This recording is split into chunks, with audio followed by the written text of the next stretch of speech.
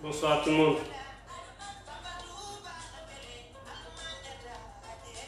Dans 2 minutes, nous allons réviser le BTS Marketing. Bonsoir à vous qui êtes connectés et qui vous nous suivez. Merci d'informer les amis et de partager la vidéo.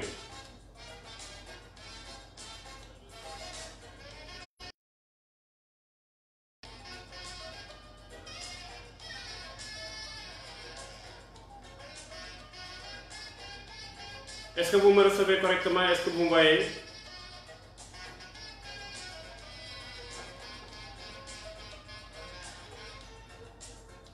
Est-ce que vous me recevez correctement? Est-ce que les images sont claires et nettes?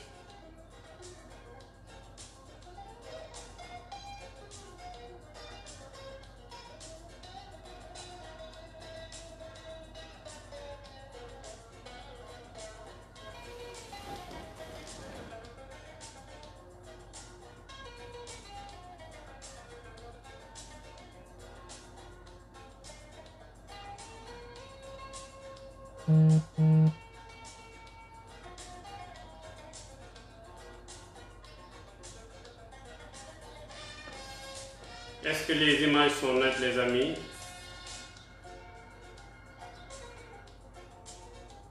D'accord, dans 1 minute. Moussa Thiaw Maurice Sader, nous allons commencer. Moussa, j'espère que vous préparez le magal.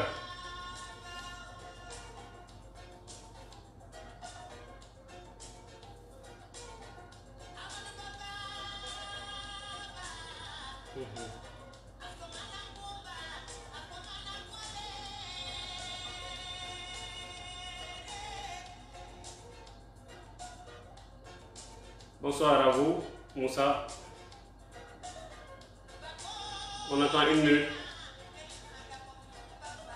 et nous allons commencer cette révision consacrée aujourd'hui à la politique de prix.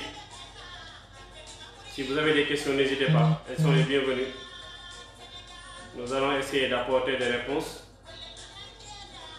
Je rappelle que juste après ceci, vous allez avoir M. Ibrahim Ndiaye qui révisera avec vous la statistique descriptive au BTS comptabilité. La statistique descriptive au BTS comptabilité. Voilà. La semaine dernière, on avait vu la politique de prix et on avait défini dans un premier temps ce qu'était le prix.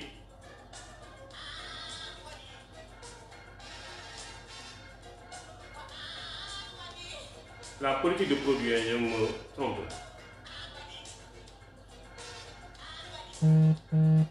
Voilà, on y va sans micro aujourd'hui. J'espère que vous me recevez correctement. Bonsoir chers amis. Bonsoir professeur Laye. Mes respects professeurs. Je disais que la semaine passée on avait... Merci Baba Mal qui chante Bamba, chante Bamba. Je disais que la semaine passée on avait vu la politique de produit. On avait défini le produit. On avait expliqué le concept de cycle de vie du produit. J'espère que ça va mieux. On avait fait la distinction entre biens et services. On avait également défini les produits numériques et les objets connectés. Pour préparer un examen, je vous invite à bien retenir les définitions de ces différents concepts. On a également vu le cycle de vie du produit avec ses différentes phases: lancement, croissance, maturité, déclin. On avait également vu le cycle de vie des marchés et on avait abordé le concept de la matrice du BCG qui est un outil d'analyse stratégique. On a également vu les différents éléments qui permettent au responsable marketing de pouvoir différencier son produit des produits concurrents, à savoir la marque, le packaging, l'étiquette. On avait également vu le design, de même que la gamme.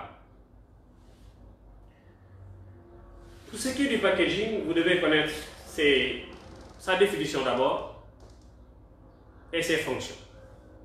Ses fonctions techniques et ses fonctions commerciales, essentiellement. Pour le design, réviser sa définition, maîtriser ses fonctions. Il faut également retenir les qualités d'un bon design ainsi que les domaines du design. Pour l'étiquette, ce qu'il faut retenir, c'est essentiellement sa définition, c'est la carte d'identité du produit, ainsi que ses trois rôles. Pour la gamme, vous devez savoir définir la gamme, connaître ses dimensions, connaître le rôle des différents produits dans la gamme, connaître également les avantages d'une gamme longue et d'une gamme courte. Pour ce qui est de la marque, vous devez naturellement savoir la définir, connaître ses fonctions. Pour le consommateur, connaître également ses fonctions. Pour vous qui la gérez, vous pouvez être aussi bien un distributeur qu'un producteur. Enfin, vous devez connaître les stratégies de marque des distributeurs ainsi que les stratégies de marque des producteurs. Vous devez également connaître des concepts tels que une e-brand, une click and mortar, une brick and mortar, une ou un pure player. Vous devez également connaître les concepts de rebranding, de multi-branding, les concepts d'imitation et de contrefaçon. Je crois que si vous maîtrisez cette définition-là, vous avez de bonnes chances pour réussir à l'examen de TCC, technique et culture commerciale. Voilà ce que je vous conseille de retenir avant d'aller à l'examen pour la politique de produit. Maintenant, abordons maintenant la politique de prix. Les variables du mix sont au nombre de 4. Les variables du mix sont au nombre de 4, je disais. Nous avons le produit, le prix, la distribution et la communication. Si vous remarquez bien parmi toutes ces variables, si nous commençons par la variable produit, pour concevoir un produit, nous allons payer de la main-d'œuvre, acheter des matières premières, déposer une marque, concevoir un packaging, déposer des brevets, concevoir un design, concevoir une étiquette, développer une gamme, bref, c'est de l'argent qui sort de l'entreprise. Pour la distribution, on doit transporter, charger, décharger, entreposer, sécuriser, dispatcher, installer des fois. C'est également de l'argent qui sort de l'entreprise. Pour ce qui est de la politique de communication, la conception des spots, le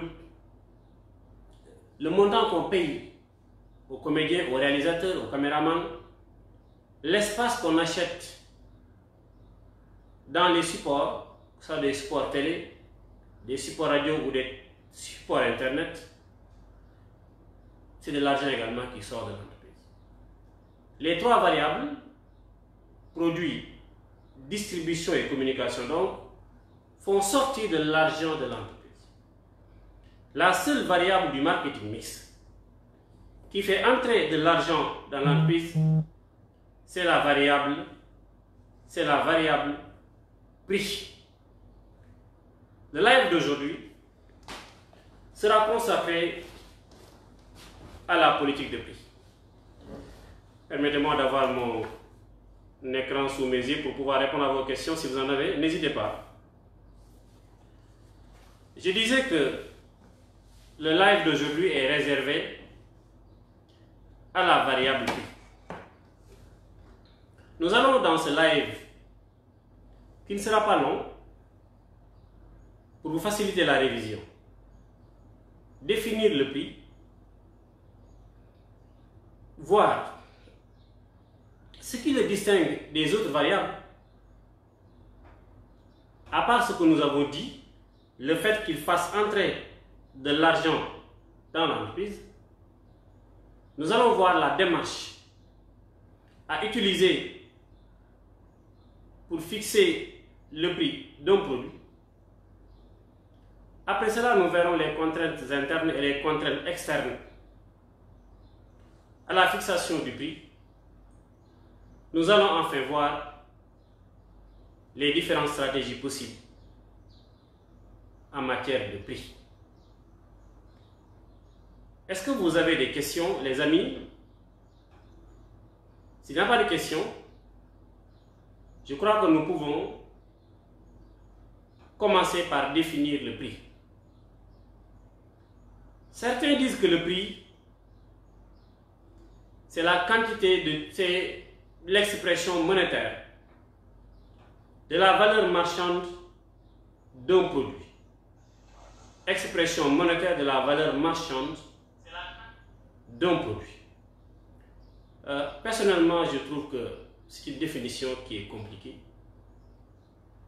Retenez tout simplement que le prix, c'est la quantité d'argent que vous sacrifiez pour avoir le produit que vous recherchez.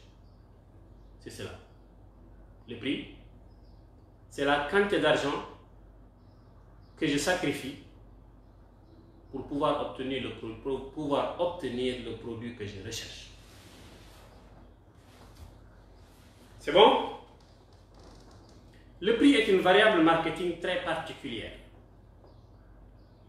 Parce que non seulement c'est une variable opérationnelle, vous savez le poids, le pourquoi, c'est tout simplement parce qu'il fait partie des variables d'action que sont les 4 P. Le prix est donc une variable opérationnelle. En plus d'être une variable opérationnelle, le prix est une variable stratégique et une variable tactique. Pourquoi je l'ai dit? Le prix est une variable tactique. Il permet tout simplement de lutter contre les concurrents. Lutter contre les concurrents. Si mon concurrent change sa marque, je ne peux pas réagir tout de suite. S'il change son packaging ou son design, même chose, j'ai besoin d'années ou de mois pour pouvoir riposter. Si le concurrent change son design, change son étiquette, lance un nouveau produit également, je ne peux pas réagir tout de suite. Mais si je dois me battre avec mes concurrents côté prix, si le concurrent change son prix, la minute qui suit, je peux changer le mien, ce qui m'a poussé à vous dire que le prix est une variable tactique parce qu'il permet de lutter contre les concurrents. On avait vu dans le live passé que dans la gamme de produits, on peut avoir des produits tactiques. Et rappelez-vous, le rôle du produit tactique, c'était tout simplement de gêner les actions des concurrents. Pourquoi maintenant j'ai dit que le prix est une variable stratégique? Cours de marketing première année. La démarche marketing, c'est 3 étapes. Réflexion, décision, action, si vous voulez. Marketing analytique, marketing stratégique, marketing opérationnel. Dans la phase opérationnelle, qu'est-ce qu'on fait? Segmentation, ciblage, positionnement.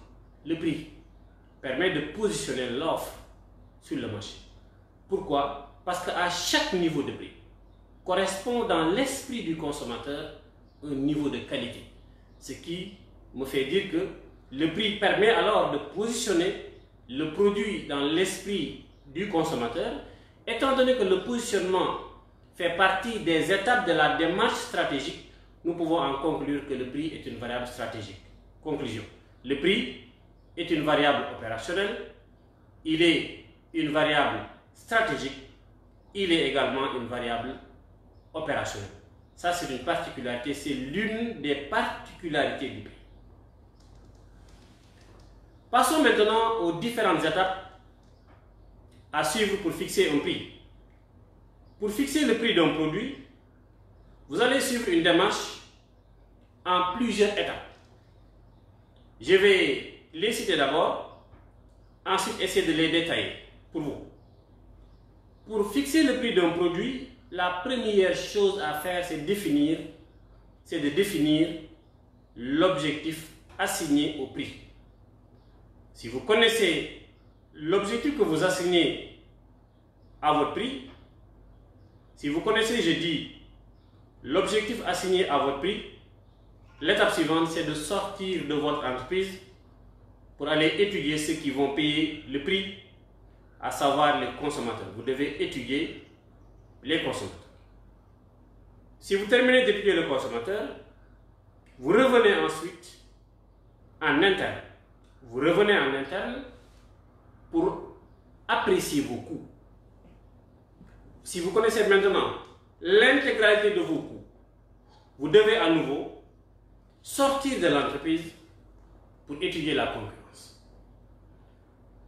Vous connaissez maintenant vos objectifs, vous connaissez l'avis du consommateur, vous connaissez vos coûts, vous connaissez la concurrence.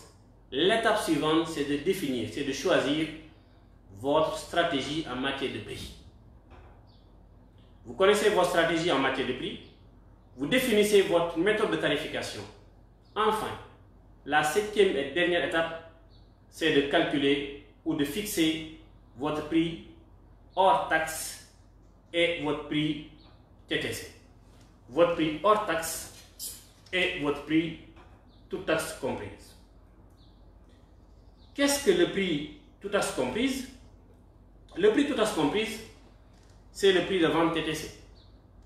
Le prix de vente TTC, toute taxe comprise, pour l'obtenir, vous prenez le prix de vente hors taxe auquel vous ajoutez le montant de la TVA. Comment on calcule le montant de la TVA? Il se calcule au prorata du prix de vente hors taxe, proportionnellement au prix de vente hors taxe. Chez nous, dans la zone UEMOA, le taux de la TVA est de 18%. Donc pour avoir le montant de la TVA, on prend le prix de vente hors taxe, qu'on multiplie par 18 divisé par 100, ce qui nous donne 0,18 prix de vente hors taxe. Pour avoir donc le prix de vente TTC, vous prenez le PV, le prix de vente hors taxe, plus 0,18 prix de vente hors taxe. Le prix de vente TTC est donc égal à 1,18 prix de vente hors taxe. 1 prix de vente hors taxe plus 0,18 prix de vente hors taxe vous donne 1,18 prix de vente hors taxe. Nous avons défini le prix de vente consommateur. Donc je vais revenir en haut. Donc première chose, c'est la définition de l'objectif du prix. Vous avez défini l'objectif que vous allez d'abord définir l'objectif que vous allez assigner à votre prix. Vous pouvez assigner à votre prix plusieurs types d'objectifs. Vous pouvez lui assigner un objectif d'image, un objectif de rentabilité, un objectif de gamme, un objectif de part de marché volume, un objectif de part de marché valeur ou bien un objectif de volume. Si vous assignez à votre produit, à votre prix, un objectif de gamme, de volume, de part de marché volume, dans ce cas-là, le prix doit être bas. De même que si vous lui assignez un objectif de gamme, donc objectif de gamme, objectif de volume, objectif de part de marché volume, le prix doit être bas. Si par contre, vous assignez à votre prix un objectif d'image, vous voulez que le produit ait une bonne image, un objectif de rentabilité, un objectif de part de marché valeur, dans ce cas-là, le prix doit être élevé. Vous avez défini l'objectif du prix. L'étape suivante maintenant est d'aller étudier le consommateur parce que c'est le consommateur qui paye le prix. On a besoin de connaître l'avis du consommateur, de connaître la sensibilité du consommateur au prix, ce qui peut vous pousser à calculer l'élasticité prix.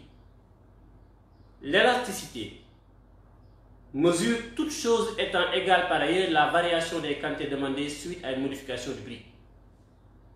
Delta de Q sur Q divisé par delta de P sur P. L'élasticité peut être positive, ce qui veut dire que si on augmente le prix, les quantités demandées on augmente, si on baisse le prix, les quantités demandées baissent. L'élasticité peut être négative, le prix et les quantités varient en sens inverse comme l'élasticité peut être nulle. Toute variation du prix laisse inchangées les quantités demandées.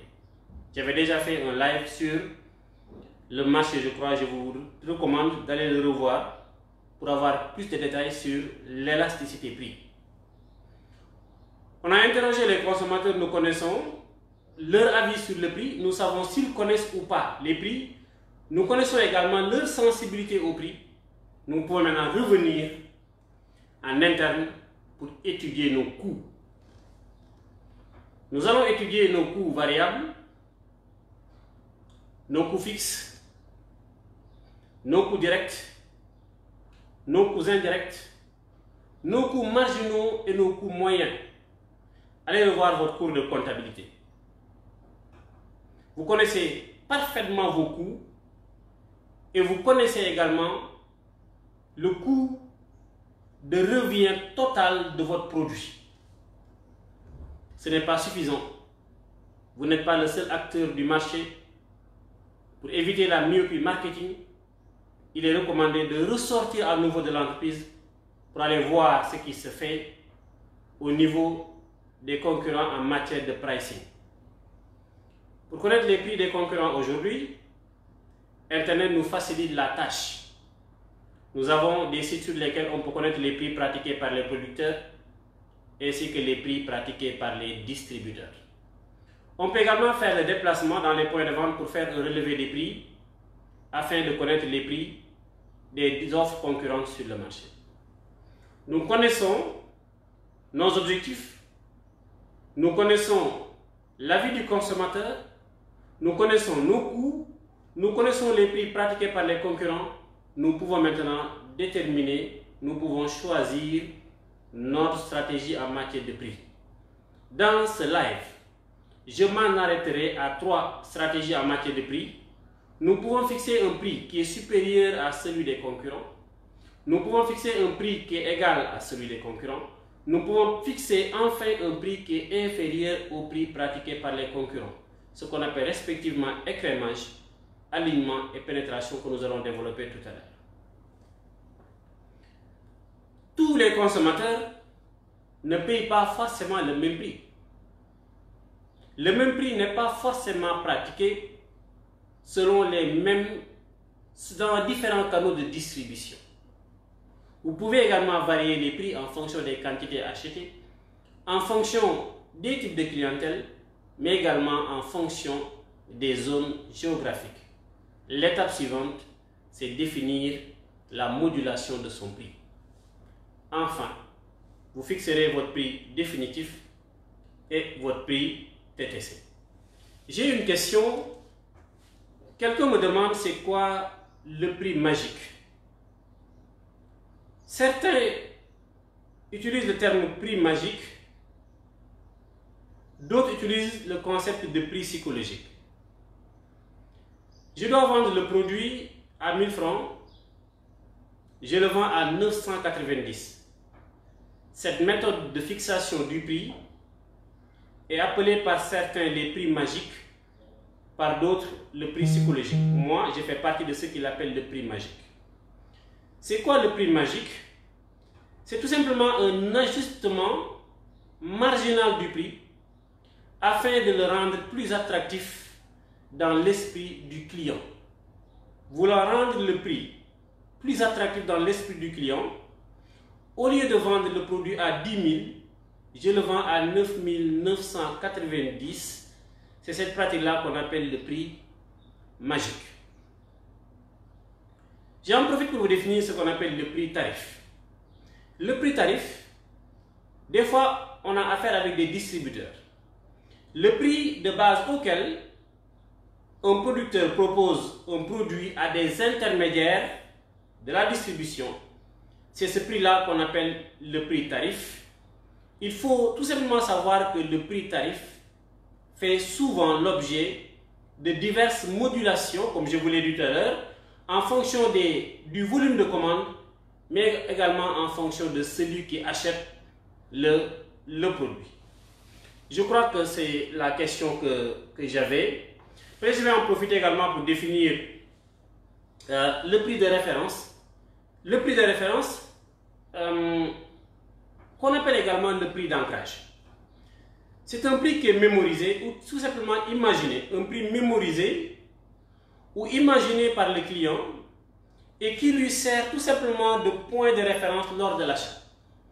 Ça va lui permettre de savoir si le prix qu'il a en face de lui, le prix appliqué, le prix indiqué sur l'étiquette qui est en face de lui est un prix juste parce qu'il correspond à son prix de référence. Est-ce qu'il est trop élevé ou bien c'est un prix trop bas qui lui permet de faire une affaire, ça qu'on appelle le prix de référence ou prix d'ancrage. Vous allez également voir le concept de prix de prédation. Attention à la concurrence.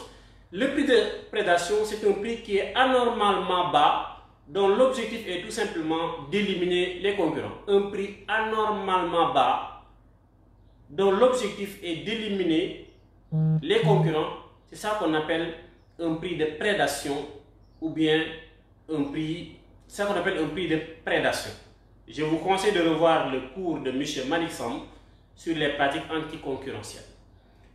On a également ce qu'on appelle le prix d'appel. M. Diaby l'a défini dans l'un de ses lives. C'est tout simplement une technique de promotion qui consiste à fixer un niveau de prix relativement intéressant pour un article.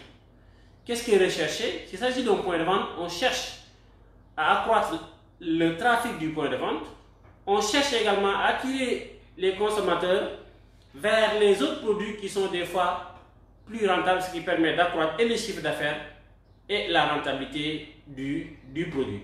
Voilà, donc merci pour cette question. C'est quelques termes que j'aimerais quand même définir avant de passer. Donc nous avons vu les différentes étapes de la fixation du prix. Elles sont au nombre de 7. Première étape, définition de l'objectif du prix. Étape 2, on étudie la demande. Étape 3, on évalue les coûts. Étape 4, on cherche à savoir ce qui se fait au niveau de la concurrence. Étape 5, on définit sa stratégie de prix. Étape 6, on définit sa méthode de tarification. Enfin, on fixe son prix définitif. Donc voilà les différentes étapes pour fixer le prix d'un produit. Je connais maintenant les différentes étapes. Avant de revenir sur les différentes stratégies de prix, écrémage, alignement, pénétration, leurs avantages, leurs inconvénients, nous pouvons dire donc en résumé que pour fixer le prix d'un produit, on doit prendre en compte des contraintes internes à l'entreprise et des contraintes qui sont externes à l'entreprise. Quelles sont les contraintes internes à l'entreprise qu'on doit prendre en compte lors de la fixation du prix? Nous avons d'abord les objectifs stratégiques en matière de coût, de volume, de rentabilité, de part de marché volume, de part de marché valeur, mais également de gamme et même de survie si vous voulez. On doit également prendre en compte les coûts. Ce sont les contraintes qui sont internes à l'entreprise, les objectifs stratégiques et les coûts. Il y a également des contraintes externes à prendre en compte lors de la fixation du prix. Quelles sont ces contraintes externes? C'est d'abord la demande, les consommateurs qui achètent le produit. C'est la concurrence. Les distributeurs, vous devez également prendre en compte la réglementation parce que dans certains secteurs, la réglementation est là pour vous dire voici le prix qu'il faut fixer. C'est le cas par exemple du carburant ou bien dans certains produits de très grande consommation. Donc voilà en résumé les éléments internes et externes à prendre en compte pour fixer le prix d'un produit. Revenons maintenant sur les différentes stratégies de prix. En fonction du niveau de prix que je fixe, connaissant les prix des concurrents, nous pouvons dire qu'il existe 3 stratégies en matière de prix. Nous avons la stratégie d'écrémage qui consiste à fixer un prix qui est supérieur à celui du marché. La stratégie d'alignement, on fixe un prix égal à celui du marché. Et enfin, nous avons la stratégie de pénétration qui consiste à fixer un prix plus bas comparé à celui des concurrents.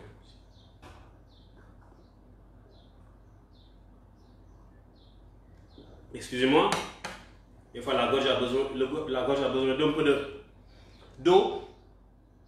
La gorge a besoin d'une gorgée.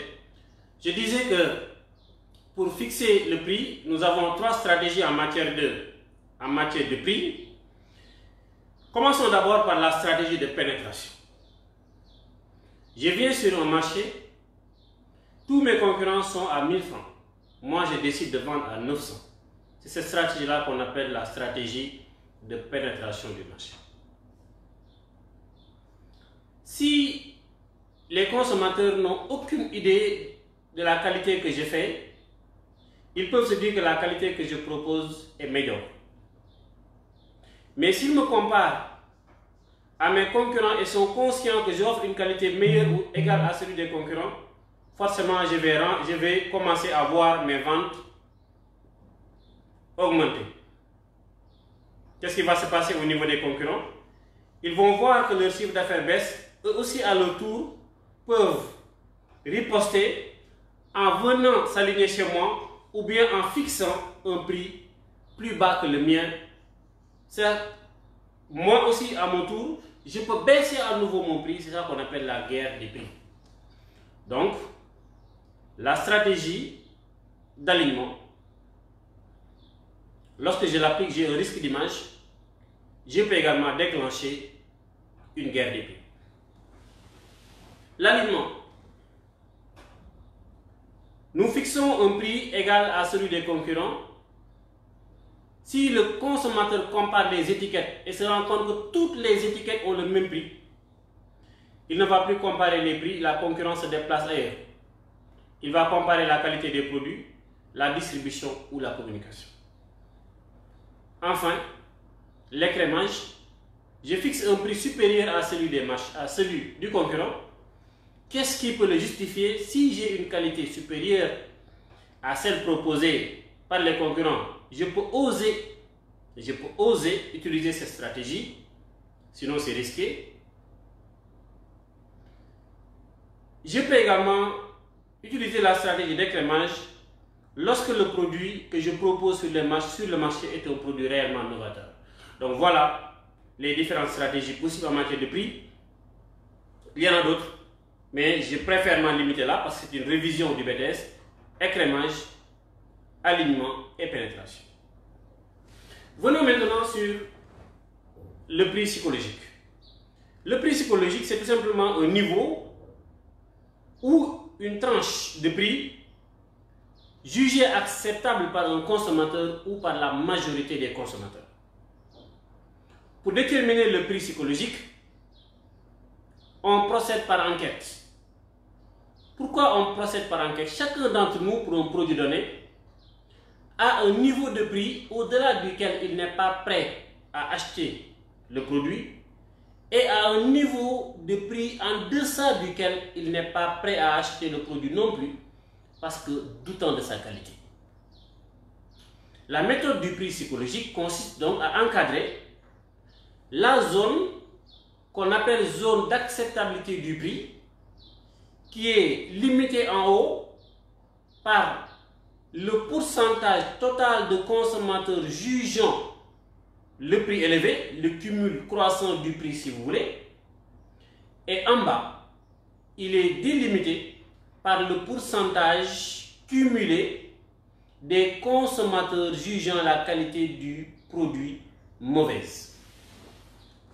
La courbe d'en haut et la courbe d'en bas encadrent une zone qu'on appelle la zone d'acceptabilité du prix. Je vous proposerai dans la semaine une représentation graphique du prix psychologique sur Excel et sur Google Data Studio, qu'on avait également vu, mais je ne vous avais pas montré comment on représente graphiquement le prix psychologique sur Google Data Studio. C'est plus beau que ce que nous avons sur Excel. Donc je disais qu'après avoir interrogé maintenant les consommateurs, en leur posant deux questions, qui découlent tout simplement du constat que je vous ai dit, il y a un niveau de prix en deçà duquel on n'achète pas, il y a également un niveau de prix au-delà duquel on n'achète pas. Donc, nous allons poser deux questions. Première question, au-dessus de quel prix n'achèteriez-vous pas ce produit parce que vous le jugeriez trop cher? Question 1, c'est sur le prix. La question 2, en deçà, au-dessous si vous voulez, de quel prix n'achèteriez-vous pas ce produit parce que vous jugeriez la qualité mauvaise? Vous allez obtenir des réponses pour chaque niveau de prix. Des fois à l'examen, on peut commencer par la question sur la qualité et terminer par la question sur le prix. Mais ce n'est pas ce qui est plus important. Il faut savoir que pour la question sur le prix et pour la question sur la qualité, il faut calculer les pourcentages, les fréquences FI, cours de statistique de M. Ibrahim Ndiaye, égale MI sur grand N fois 100. Donc vous calculez d'abord les fréquences FI. Après avoir calculé les fréquences FI pour les deux réponses, vous calculez le pourcentage cumulé croissant pour la réponse prix et le pourcentage cumulé décroissant pour la question qualité. Connaissant les deux cumuls, vous prenez la somme qui vous donnera le nombre de non-acheteurs, pourquoi ils n'achètent pas. Le cumul croissant représente ceux qui n'achètent pas pour chaque niveau de prix parce que jugeant le prix élevé. Le cumulé décroissant représente ceux qui n'achètent pas le produit parce que jugeant la qualité mauvaise. En faisant la somme des deux cumuls, vous avez les non-acheteurs. Enfin, pour déterminer ceux qui achètent, vous prenez 100% moins les non-acheteurs. Voilà la démarche. Une fois maintenant que le tableau est terminé, vous allez voir la dernière colonne, la colonne acheteur. Vous allez regarder la valeur la plus forte. Le prix qui correspond à la valeur la plus forte, le prix qui vous ouvre le marché potentiel le plus important, parce que donnant le plus grand nombre au niveau de la colonne acheteur, c'est ce prix-là qu'on appelle le prix d'acceptabilité ou prix psychologique. Quel est l'avantage du prix psychologique? L'avantage du prix psychologique, quels sont les avantages du prix psychologique? Il n'y en a pas beaucoup. C'est simple à calculer. C'est simple. Le calcul est simple. Ce que je viens de dire, c'est le cours de statistique de 3e ou de 4e. C'est simple. Calculer des pourcentages cumulés croissants. Calculer des pourcentages cumulés croissants. La méthode est simple. Deuxième avantage, c'est que le prix psychologique nous ouvre le marché potentiel le plus important. Je ne peux pas vous dire un troisième avantage du prix psychologique. Le reste, c'est des inconvénients. L'inconvénient du prix psychologique, les inconvénients du prix psychologique, il faut savoir que c'est une enquête ponctuelle, une photographie. Si vous me photographiez, si vous revenez, il se peut que je change de position. Vous faites une enquête ponctuelle sur un échantillon de consommateurs. Je peux vous dire que le produit là est cher. La seconde qui suit, ce que je vous dis n'est plus valable. Donc ce n'est qu'une enquête ponctuelle qui n'est valable qu'à une date précise. Passé cette date, ce n'est plus valable. Le prix psychologique ne vous garantit pas le chiffre d'affaires le plus élevé. Il ne vous garantit pas donc le bénéfice le plus élevé. Lorsqu'on fait une enquête d'acceptabilité du prix, sachez que le produit n'est pas en situation réelle d'achat. Lorsque un produit que je vous présente seul est différent d'un produit qui est présenté en gondole en présence des concurrents. Est-ce que vous me comprenez? Autre inconvénient du prix psychologique, on ne tient pas en compte les coûts. On interroge les consommateurs seulement et le consommateur n'a aucune information sur le coût. On ne tient pas compte des objectifs stratégiques. On ne tient pas compte on ne tient pas compte de la réglementation. On ne tient pas compte également du poids des distributeurs. Voilà quelques avantages et quelques inconvénients de la méthode du prix psychologique. Est-ce que vous avez des questions? Si vous avez des questions, on peut essayer de les régler. Ce serait une bonne chose quand même de répondre à quelques questions. Je crois qu'on peut s'en arrêter là. S'il n'y a pas de questions. CTRL-SHIFT. Est-ce que vous avez des questions? S'il n'y a pas de questions, Bob Marc va nous accompagner. Et nous allons vous dire au revoir et je vous conseille de rester connecté parce que M. Ibrahim Ndiaye sera là tout à l'heure avec vous pour une révision sur la statistique, classe de BTS comptabilité.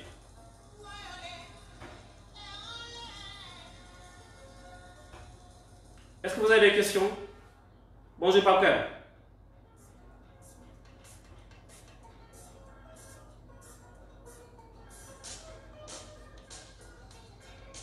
Est-ce que vous avez des questions les amis? S'il n'y a pas de questions, je crois qu'on peut se donner rendez-vous dans la semaine pour ce que je vous ai promis, la représentation graphique du prix psychologique sur Excel et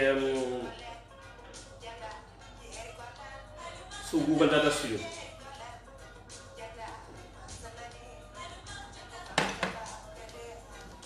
Avant de vous quitter, merci à tous ceux qui nous suivent, merci Papkan, merci professeur Ablaïmou,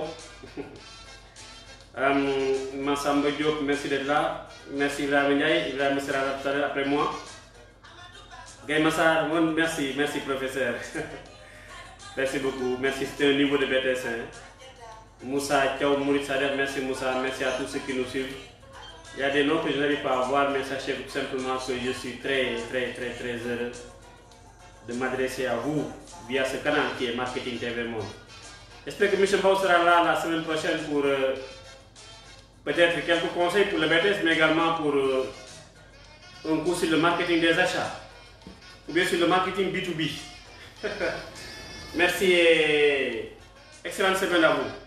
A tout à l'heure avec M. Ndiaye.